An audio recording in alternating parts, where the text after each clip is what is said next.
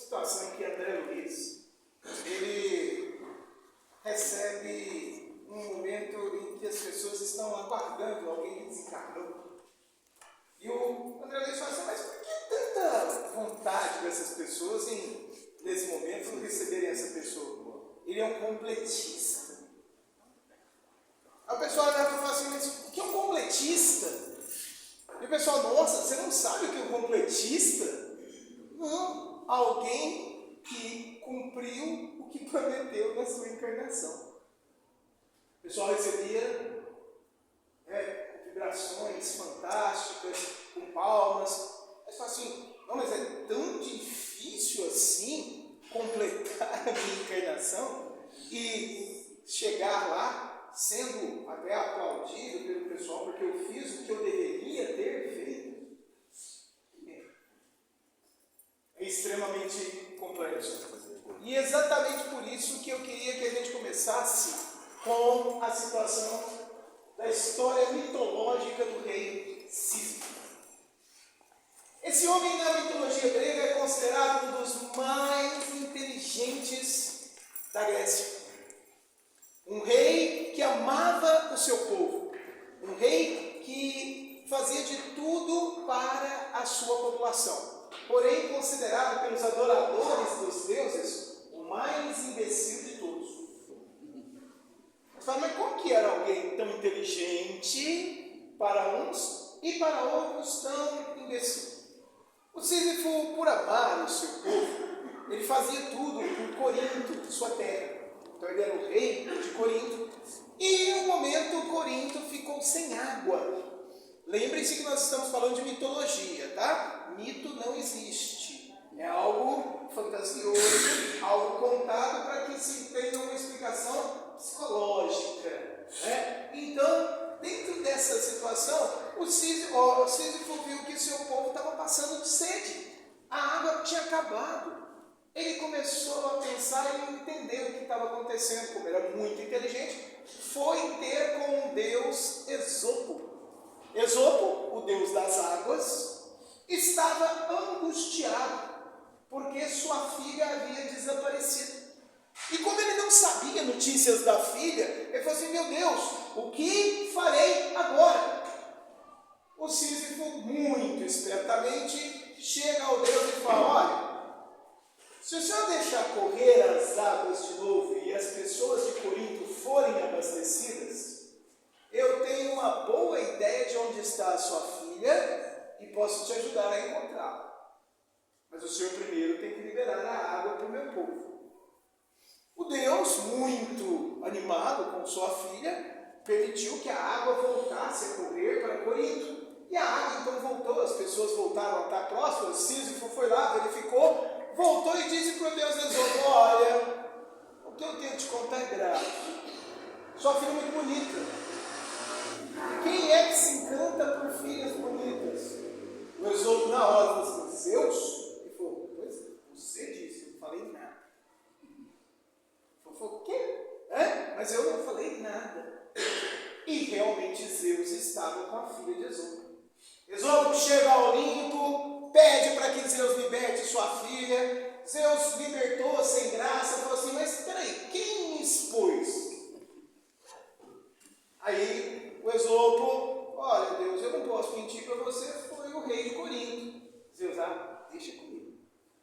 O Sísifo, muito esperto, já sabia o que ia acontecer. Zeus não mandou nada mais, nada menos do que o deus Thanatos, morte. O deus morte foi para Corinto para capturar o Sísifo. E de repente Thanatos, que vem do Thanos, viu? A ideia de Thanos, dos Vingadores, vem exatamente de Thanatos, o homem que era o emissário da morte.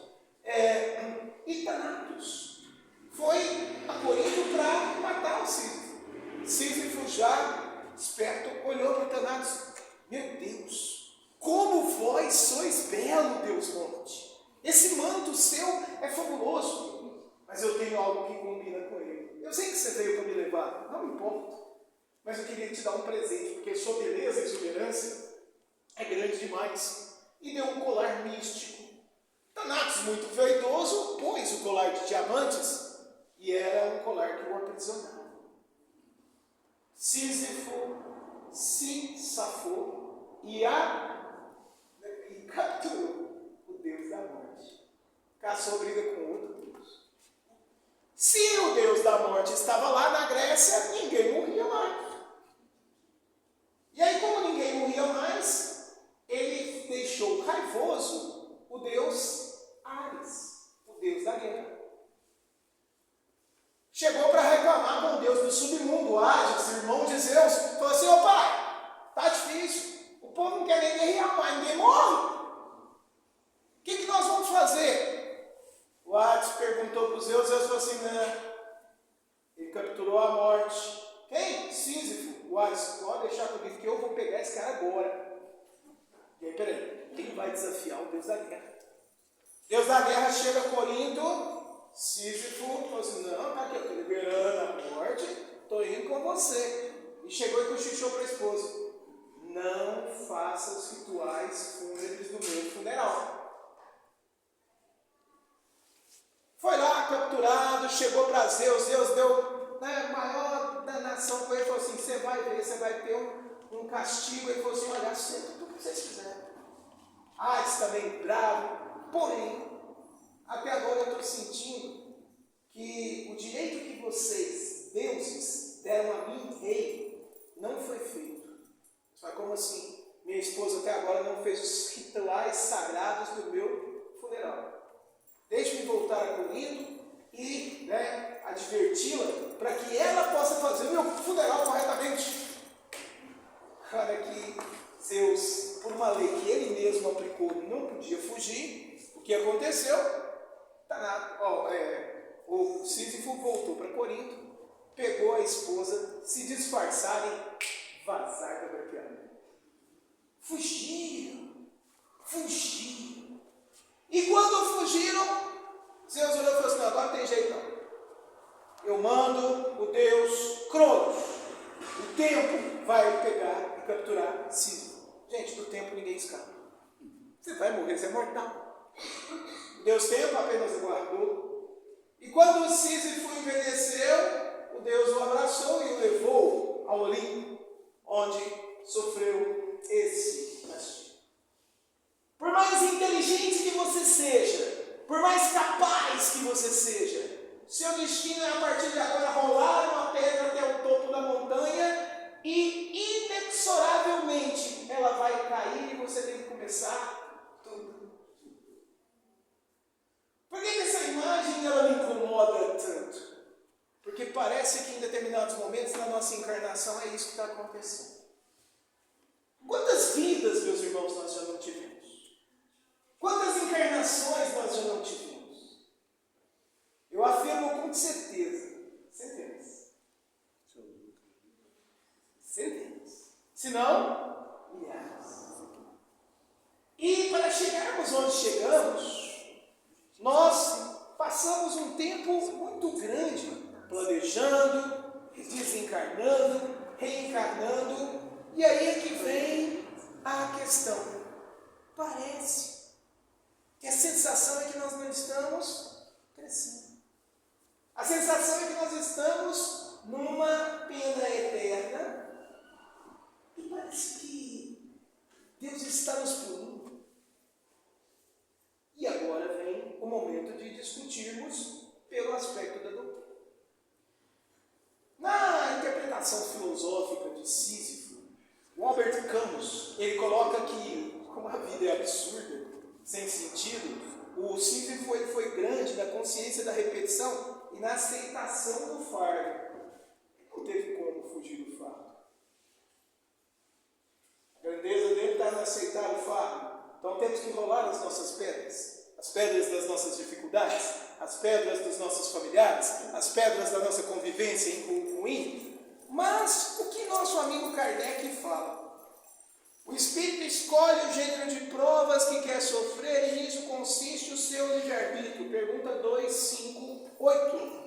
E na 266, pode o espírito se enganar-se quanto à eficácia da prova que escolheu? Sim.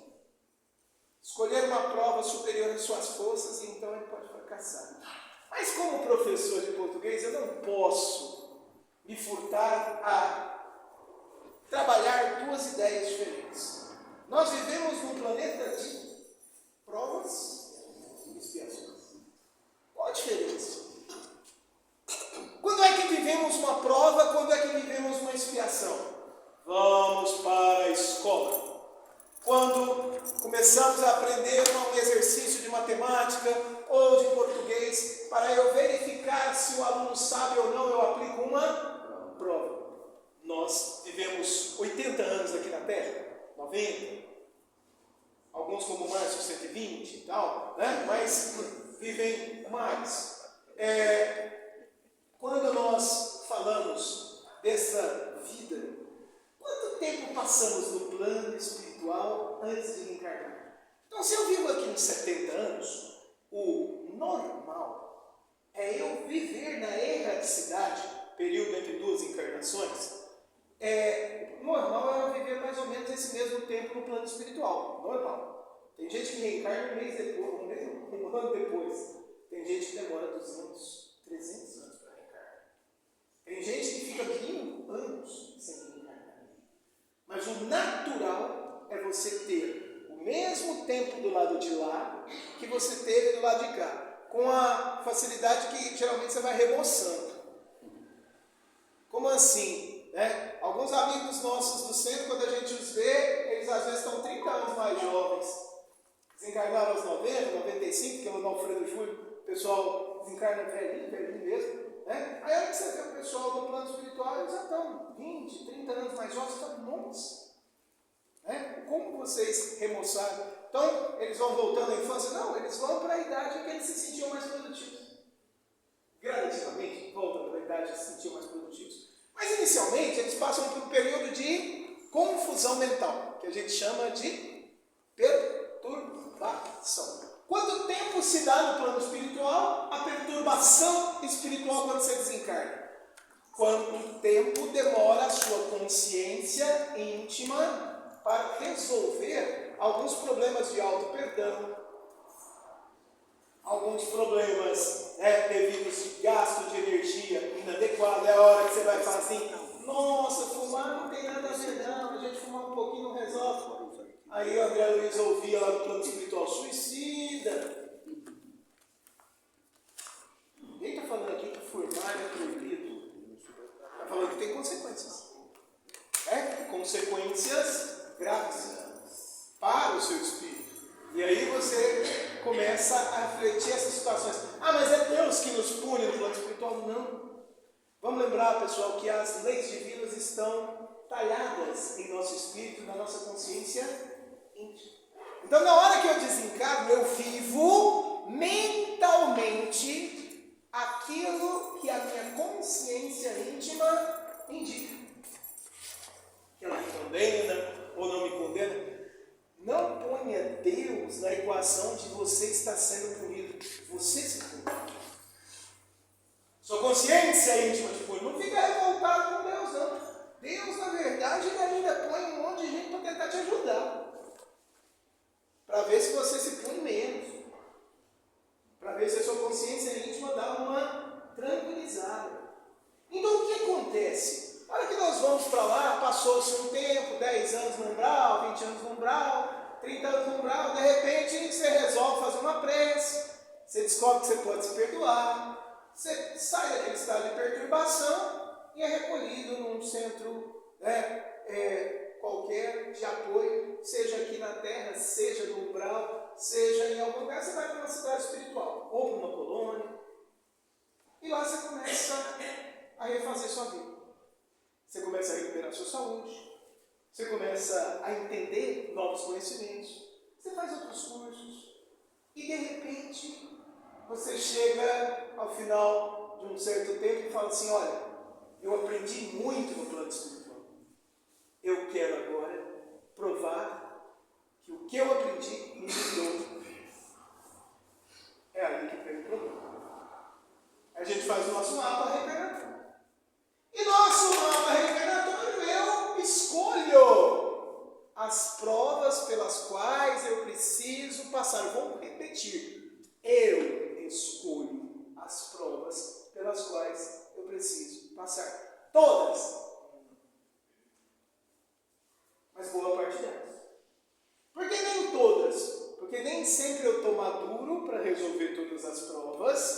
E nem sempre as provas que eu preciso passar, elas são suficientes para que eu possa crescer mais uma encarnação. E aí é que vem o problema das expiações. Qual a diferença da prova para a expiação? Prova, eu estou testando o que eu aprendi. Expiação, fiz besteira, fiz besteira, fiz besteira, fiz besteira. Matei gente, matei gente, matei gente, matei gente. E agora eu vou passar por uma situação quando a maturidade me permitir refletir sobre isso e crescer sobre essa situação, você passa por uma expiação. Vamos lembrar de um caso que aconteceu na década de 90, muito interessante, relatado por Humberto de Campos, em que pessoas estavam se divertindo em um circo e de repente esse circo pegou fogo. Não me lembro se era na cidade do Rio de Janeiro ou de São Paulo. Todas as pessoas no circo morreram.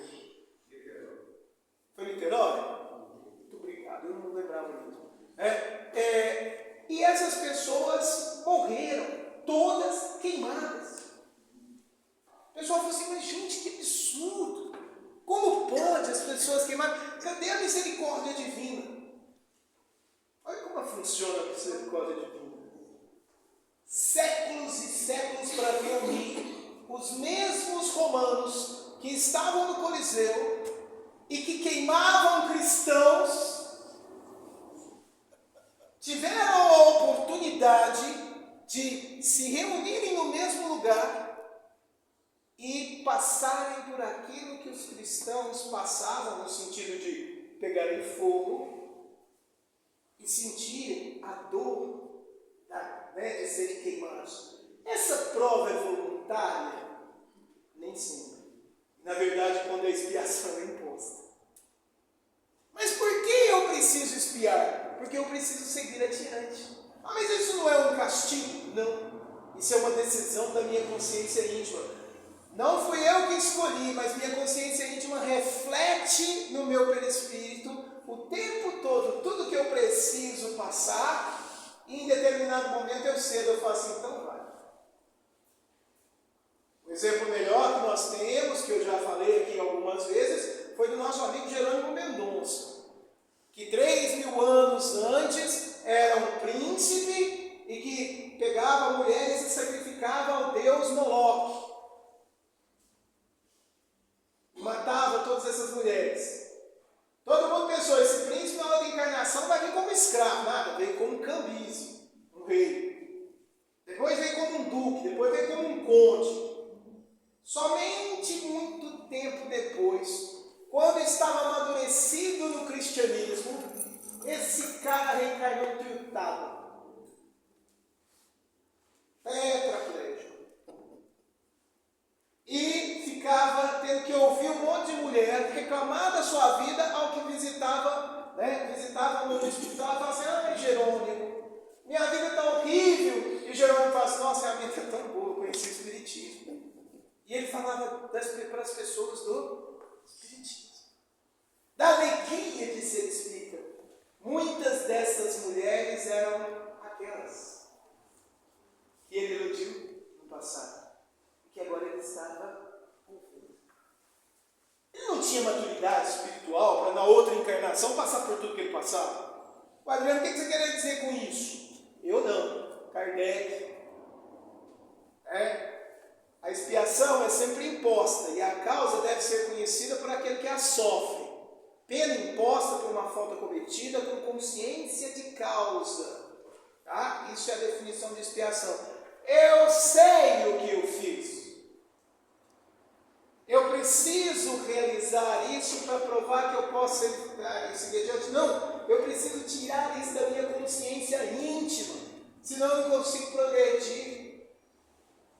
Curiosamente, houve um exemplo de uma amiga nossa, que o avô dela se encarnou e espírita durante muitos anos, em Berlândia, né? Essa moça é uma médium, e ela recebeu uma notícia de um outro centro que seu avô iria reencarnar. Ela falou assim, mas não tem nem 3 anos que ele desencarnou, era uma pessoa tão boa, por que ele tem que reencarnar? Porque ele acreditava que ele fez algumas pessoas passarem por determinadas dificuldades e ele queria reparar isso, expiar.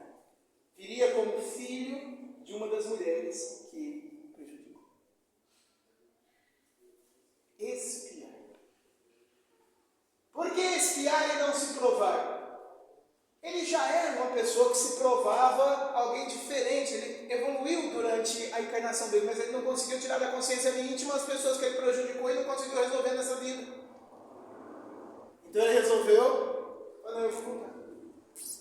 eu vou voltar para que de repente eu possa entender o que eu estou precisando nesse momento. Então, pessoal, lembra, a expiação ela é imposta. Mas você tem conhecimento de causa. Então você não está sendo castigado. Sua consciência íntima te exigiu isso. As provas, você quer passar por isso. Para provar que você crê? Sim. Então nós não estamos aqui sendo castigados. Nós não estamos aqui por acaso. Nós não estamos aqui porque Deus está de mal da gente. Porque eu ouço isso todos os dias. Ah, mas eu não pedi para nascer. Não pediu não, implorou. Ah, mas não pedi não, implorou para nascer. Quando você é jovem, você geralmente se rebela. Mas a maturidade vem para todos, inclusive para adolescentes, tá? Então não se preocupe. Vocês já foram adolescentes e vocês amadureceram. Alguns. Mas sempre a maturidade, ela vem. É importante a gente entender isso. É importante a gente entender que a maturidade, ela chega para as pessoas. Agora, quando a gente fala dessas situações, o que nós precisamos entender? Tem outros dos nossos pensadores que falam muito disso. Então, o Emmanuel, no caso, na questão 273 do Consolador, ele fala, olha, toda expiação é uma prova, mas nem toda prova é uma expiação. Então, a hora que você está espiando, passando por situações, você está se testando. Mas nem toda prova é uma expiação. Expiação é imposta. Sua prova não, você pediu. Você quis. Você tentou chegar aqui. Agora, o que nós temos que entender? Muitas vezes, no momento em que estamos no planeta, a gente não consegue perceber que existe uma intenção das trevas, nesse instante, de não permitir que a gente caminhe. Porque se a gente caminhar, nós chegamos no planeta de regeneração. Então, o que muitos dos nossos inimigos espirituais fazem nesse exato momento? Não. Vamos atiçar o orgulho, a vaidade e o egoísmo desse aqui, ó. Porque se eu estimular o orgulho, a vaidade, o egoísmo dele, ele vai demorar mais, ele não vai conseguir combater as provas, ele não vai acabar com o que ele precisa para ficar no planeta de regeneração. O planeta demora mais a evoluir. Como tem muito mais espírito que gente encarnada, são 3 para 1. Tem gente com uns 8, tem uns com menos. Mas como são 3 para 1, o que acontece? Nós precisamos vigiar. Nós precisamos entender em que momento o nosso ego está sendo cutucado. Nós precisamos entender que a maioria dos nossos sofrimentos se dá exatamente pelo ego. Egoísmo. Então, vaidade. Todas as vezes que nós começamos a pensar somente em nós, esquecemos do nosso próximo, esquecemos da caridade, esquecemos da prática que faz com que a gente cresça, a nossa dor é maior. Porque as pessoas nos confrontam naquilo que mais nos pega, naquilo que mais dói em nós. Então, quando eu sou altamente criticado, o que doeu? Minha vaidade. Às vezes o meu orgulho. E aí o pessoal fala assim, não, mas tem um pouquinho de orgulho bom. Gente, não tem orgulho bom. Orgulho é orgulho. integridade, inimigo da autoconsciência. Por isso que, segundo Emmanuel e segundo Kardec, os dois elementos, no Evangelho segundo o Espiritismo, Kardec fala isso, os dois elementos que travam o crescimento da humanidade de provas e expiações para a regeneração, orgulho e egoísmo, porque todos os outros vícios surgem deles. Então o que nós precisamos? Olha, eu estou com dor. O que é a dor? Um aviso de que algo não está certo, de algo que não está bem. Então, nesse momento, a Joana de Ângeles fala, que as expiações são processos terapêuticos da alma, com foco na psicologia profunda. Peraí, eu estou passando por um problema? Por que eu estou passando por esse problema? Geralmente a gente vitimiza. Deus, fui eu que peguei aquele prego e finquei na cruz. Tem aqueles que são dramáticos? Não são? Alguns aqui já falaram isso comigo, então não sei. Não. Nós não somos esses. Nós somos pessoas, às vezes até mais insignificantes. Mas matamos, roubamos. Fizemos coisas que a gente se envergonha na nossa consciência íntima. Deixamos familiares ao léu, pessoas queridas, por conta de dinheiro, nós traímos. E o que nós precisamos? Poxa, estou passando por uma situação agora financeira apertada. Estou passando por situações onde eu sou humilhado. Eu preciso entender o que eu preciso aprender disso. Significa que eu tenho que aceitar a humilhação. Significa que eu tenho que entender por que ela veio, entender como reparar isso e como consertar no meu ego o fator de eu ainda estar me sentindo humilhado. Esquece o outro da equação. O problema disso é você. Mas a pessoa me percebe. Ela tem algum problema em te perceber. Se você a perdoar e se você se perdoar, o problema passa a não ser seu, passa a ser dela. Se você entrar em embate, o problema passa a ser seu, dela, e vitória para todos aqueles outros três que estavam te cercando e falam assim, vai ficar mais uma vida sofrendo. Não é aquele momento que você fala assim, não, mas minha sogra não, vou deixar para outra encarnação. Sério? Você vai mesmo deixar? E aí ela vai vir como sogra? Deus, menino, resolve é bom. Porque a cada encarnação, quando você não consegue lidar com determinadas situações, sua consciência íntima te pede mais. E aí a hora que você fala, não, só tem esse jeito, deixa eu ir. Ouvi um relato de que muitos espíritas, desses que você já conheceu, dessa moçada, que está voltando para o plano espiritual, e de um grupo que ainda está por aqui, que se reuniam numa cidade espiritual, não é nosso lar não, tá? Que se reuniam numa cidade espiritual debaixo de um sicômoro. E essa moçada era muito grande, era um público muito grande. Eles iriam reencarnar nas décadas de 50, 60, 70, 80 e 90. Espíritos que estariam formando a família espírita. Muitos advindos da falha ou da França ou da Inglaterra, raízes da herança judaico-cristã. Essa galera vinha com um compromisso. Todo dia eles, debaixo do sicômoro, se reuniam para entender sobre o espiritismo e para trazer o movimento espírita para o Triângulo. Utaba, Beraba, Berlândia, Araguari. Muitos deles já voltaram.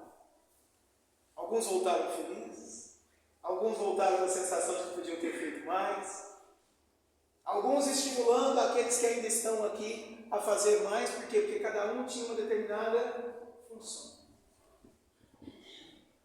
Alguns para tentar dar esperança pela oratória, alguns pelo exemplo do trabalho do morador de rua, outros pelo exemplo do trabalho com as mães, com o Hospital do Câncer. Cada um deles com a função de mostrar como tirar a si mesmo da equação e pensar no próximo. Porém, eu nunca vi o movimento espírita se enfraquecer como tem se enfraquecido ultimamente, porque parece que tem faltado fé. Tem faltado esperança. Mas por que faltar esperança sendo que nós escolhemos vir? Por que faltar fé se nós escolhemos nossas provas? Ah, mas eu estou cansado de rolar as pedras e elas voltar para o mesmo lugar. Significa que você ainda está cumprindo muito mais a ideia do castigo do que a ideia do querer evoluir. E quando a gente quer evoluir, a gente busca novos conhecimentos, a gente busca novos livros, a gente busca novas palestras, a gente busca se contato com pessoas que nos fazem bem. A gente busca mudar as condições que nós temos. Se todos os dias eu estou reclamando com o mesmo povo, eu não vou crescer. Por quê? Porque eu continuo fazendo a mesma coisa. E nesse momento, o nosso amigo André Luiz, ele descreve com clareza que as expiações são reflexos da culpa no espelho da nossa consciência. Mas se nós temos esse reflexo da culpa na nossa consciência, o que nós precisamos para crescer? Segundo Joana de Ângeles, auto-perdão, auto-consciência. Eu preciso me entender, mas eu preciso me perdoar. Porque se eu me perdoo, eu começo a seguir em frente. Vamos lembrar de uma coisa muito importante. Quando Saulo de Tarso, perseguindo os cristãos, viu Cristo e aquela luz o cegou, no momento em que o Cristo falou, Saulo, por que me persegues? Ele já dobrou o joelho e falou, Senhor, o que queres que eu faça? Ele foi curado pelo homem que o perseguia. Então ele já teve que ser barrado no seu orgulho. Quem o perseguia, quem era perseguido, curou a sua cegueira. Mas ele não sabia mais falar. Se você acompanhar o livro do Paulo de Estevão, você vai ver que 2 ou 3 capítulos, Paulo de Tarso, antes de Saulo de Tarso, doutor da lei, não conseguia falar do Evangelho do Cristo. Quando ele se pôs em peregrinação, as ideias começaram a fluir. Expiação. Quando ele estava maduro e conseguiu entender o conhecimento do Cristo, ele morreu e perdeu a cabeça. Pronto, volta. Quem o recebeu do lado de lá? Abigail do mar, Cristo. Estamos preparados para as nossas provas? Precisamos estar. Estamos sozinhos? Não. E é isso que eu queria terminar nossa bate-papo hoje. Vamos sempre lembrar daquela mensagem que o homem sonhava estar com o Senhor sempre ao seu lado e via